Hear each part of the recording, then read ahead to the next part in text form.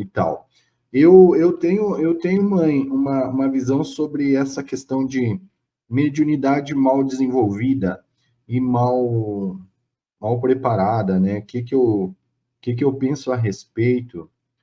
Eu acho que isso aqui é um tema bem delicado, tá? Por quê?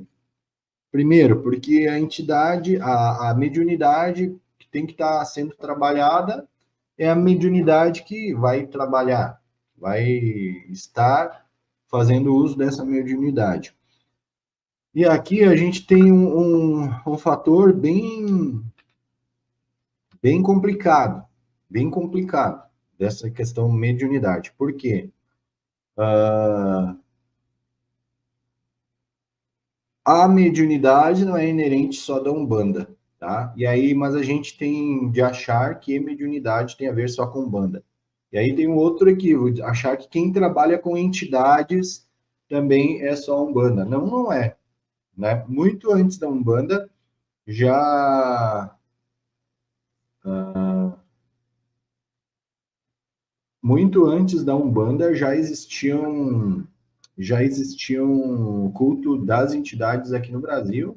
Desde lá você já ouvia isso lá na Santidade, né, em Jaguaripe, o primeiro culto registrado, inclusive por Portugal e pela coroa e pela igreja. A Santidade de Jaguaripe está nos anais da história, então já era um culto onde se manifestavam os indígenas, os espíritos de indígenas e de sábios africanos, então já tinha esse formato sincrético já lá em 1530, aqui no Brasil já se manifestava através da religião chamada Santidade de Jaguaripe.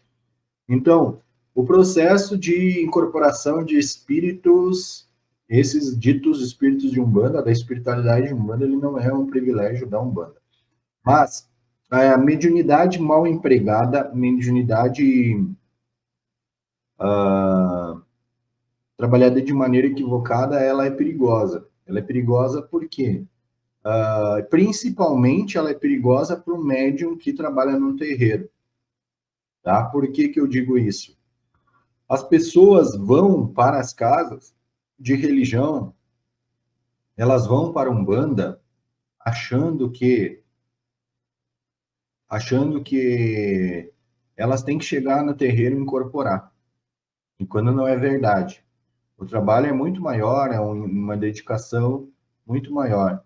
E aí o médium que tem pressa, o médium que quer trabalhar dentro da Umbanda, mas ele tem pressa disso, ele acaba passando por vários equívocos, inclusive criando situações aos quais vão ser perigosas para ele, entende?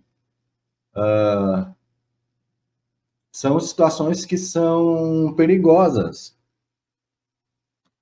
Por exemplo, eu sempre, eu sempre falo aqui que um médium que está desenvolvente, ele precisa conhecer os seus guias, ele precisa conhecer a espiritualidade que lhe cerca, para que ele não corra riscos e nem caia no equívoco de estar sendo enganado, né?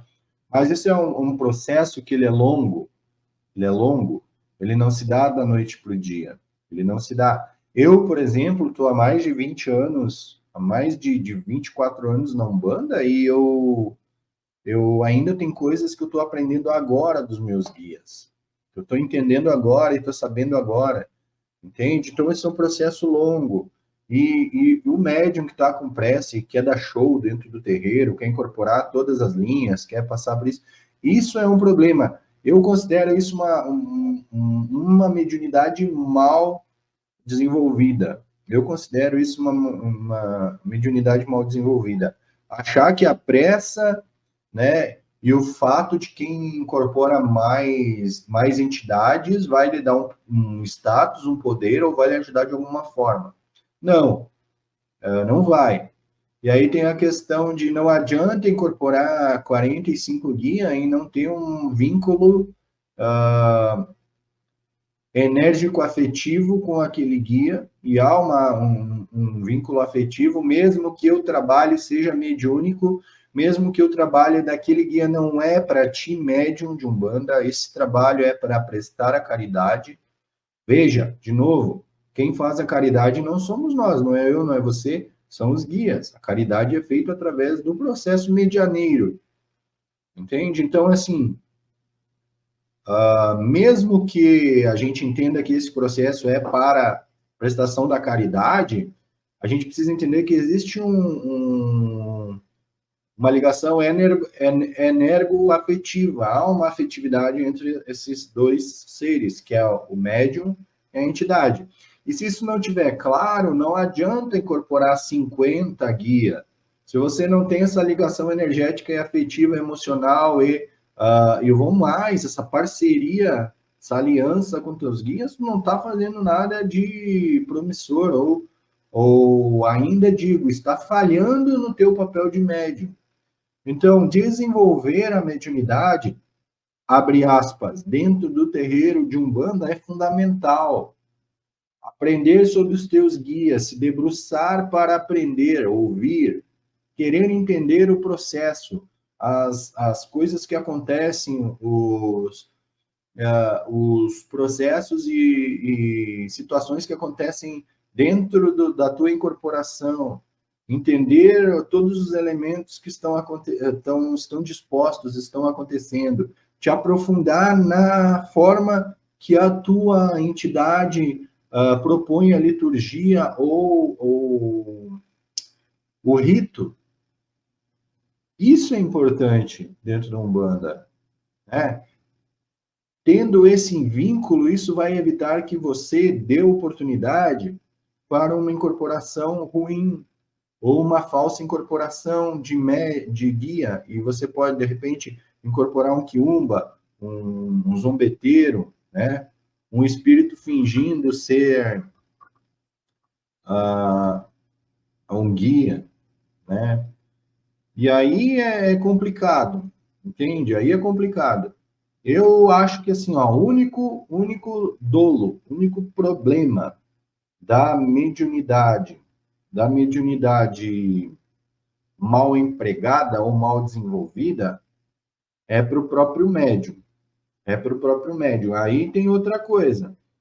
E se esse médium está com a mediunidade mal desenvolvida, ele não está 100% firmado, mas está dando consulta, está dando trabalho, ele pode gerar um problema para a corrente, ele pode gerar um problema para casa e ele pode estar gerando um problema para o consulente que vai lá. Então, é papel dos dirigentes, da mãe de santo, do pai de santo, saber como está o estágio de desenvolvimento desses filhos, né?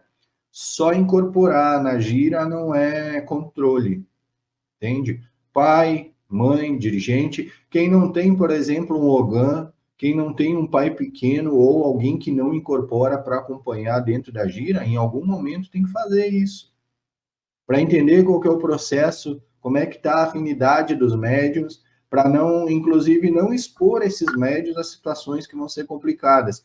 Um médium que não está bem firme, aí o dirigente insiste em deixar ele dar consulta, em algum momento ele vai cair em algum equívoco, algum erro, e vai expor aquele momento, aquele processo, e daqui a pouco a casa está sendo mal falada, porque a culpa é do dirigente de ter liberado que esse médium desse consulta sem que ele soubesse, sem que esse médium tivesse bem firme e com a sua mediunidade equilibrada, né? Então, o maior risco da mediunidade mal preparada, né, que eu vejo é a irresponsabilidade e o risco é muito forte, muito grande para o médium. Esse médium que está com muita pressa, em algum momento ele vai cair em desequilíbrio. Ele vai cair em desequilíbrio. E, cara, para levantar depois é complicado. É complicado. Tá? Já aconteceu comigo, inclusive tive momentos bem difíceis.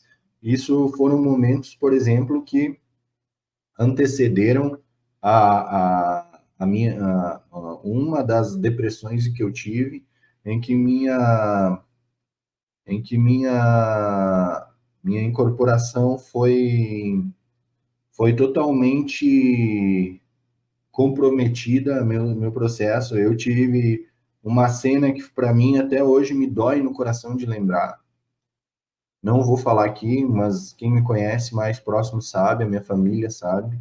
tive um momento bem complicado. A sorte que a minha esposa é preparada nesse processo de mediunidade, ela conhece muito bem como suportar, né? Mas passamos algumas situações complicadas, cara, porque a gente acha que está sempre pronto, e não está. Então, é fundamental, é crucial que a gente se prepare para os trabalhos mediúnicos, e aí evita a margem para essa baderna que está aí hoje, né? E hoje que não, ele volta a falar, a internet mostra essa baderna, a vaidade dos médiums, querendo mostrar poder ou uma incorporação mais bonita, mais forte. Cara, isso é bobagem. Isso é bobagem, entende? A gente abre margem para essas pessoas que estão fazendo trabalhos errados, aí porque a gente não se preocupa em desenvolver os médiums e trabalhar a mediunidade, e o médium está sempre com pressa. Vamos parar de ter pressa? Vamos fazer a coisa no tempo que tem que ser feita, né? Vamos fazer com responsabilidade? O que vocês acham? Não é melhor? Então é isso,